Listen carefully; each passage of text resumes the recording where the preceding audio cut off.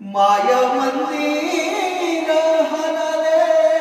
लागे कळसा फुटाया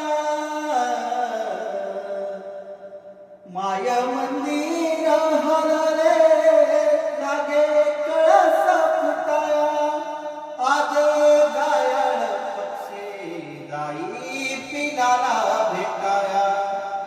जाई पिलाला भेटाया तीन